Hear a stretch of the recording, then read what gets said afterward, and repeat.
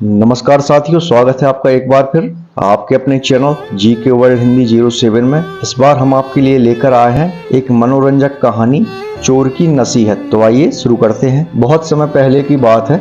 एक गांव में एक चोर रहता था। चोर ने अपने जीवन में बहुत सारी बड़ी बड़ी चोरियां की थीं और अपने बेटे को भी वह चोरी बनाना चाहता था। लेकिन उस चोर को एक गंभीर बीमारी हो गई और उसका अंत समय आ गया। जब चोर मरने लगा तो उसने अपने बेटे को बुलाकर कहा और एक नसीहत दी, अगर तुझे चोरी करना है तो किसी मंदिर, धर्मशाला, गुरुद्वारा आदि धार्मिक स्थानों में मत जाना, बल्कि इनसे दूर ही रहना।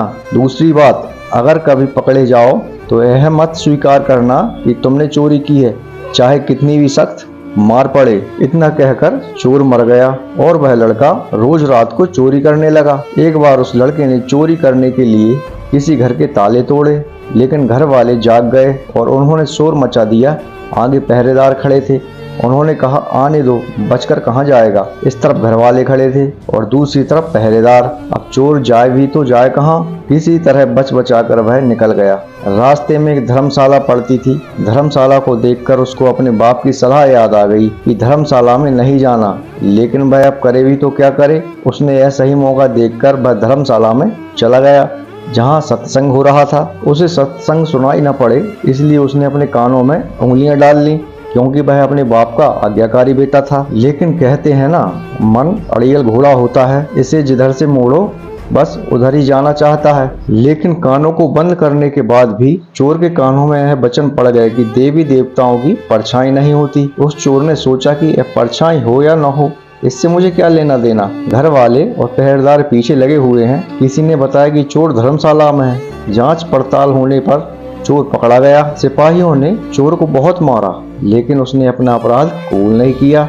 उस समय यह नियम था कि जब तक मुजरिम अपना अपराध स्वीकार न कर ले तो उसे सजा नहीं दी जा सकती थी। उस चोर को राजा के सामने पेश किया गया।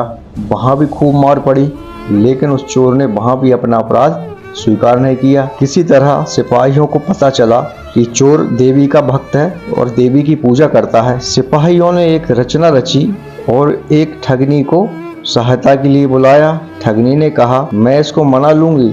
उसने देवी का रूप भरकर 2 नकली बाहें लगाई और चारों हाथों में 4 मशाल जलाई और नकली शेर की सवारी की। क्योंकि वह सिपाहियों के साथ मिली हुई थी, इसलिए जब वह आई तो उसके कहने पर जेल के सारे दरवाजे कड़कड़ाकर खुल गए। जब कोई आदमी किसी मुसीबत में फंस जाता है तो अक्सर अपने इष्ट देव को याद करता है, इसलिए चोर भी देवी की याद में बैठा हुआ था। अचानक दरवाजा खुला और अंधेरे कमरे में एकदम रोशनी हो गई। देवी ने खास अंदाज में कहा, देख भक्त, तूने मुझे याद किया और मैं आ गई।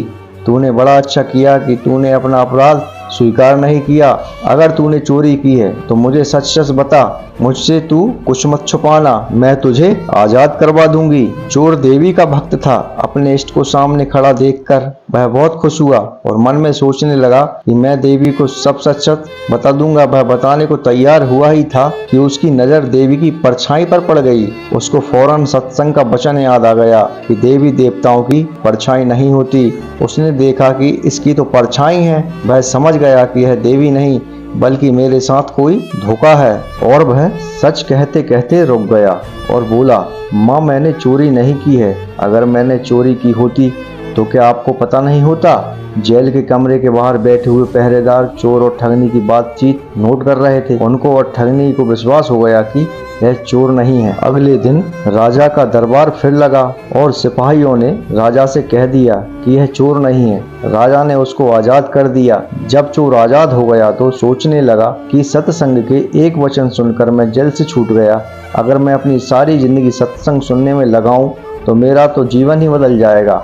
अब वह प्रतिदिन सत्संग में आने लगा और चोरी का धंधा छोड़कर एक महान संत बन गया।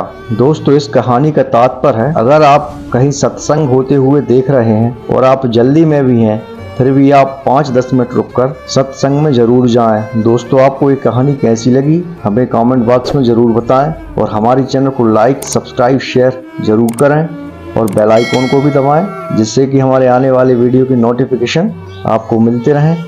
मिलते हैं अगली वीडियो में। जब तक के लिए नमस्कार।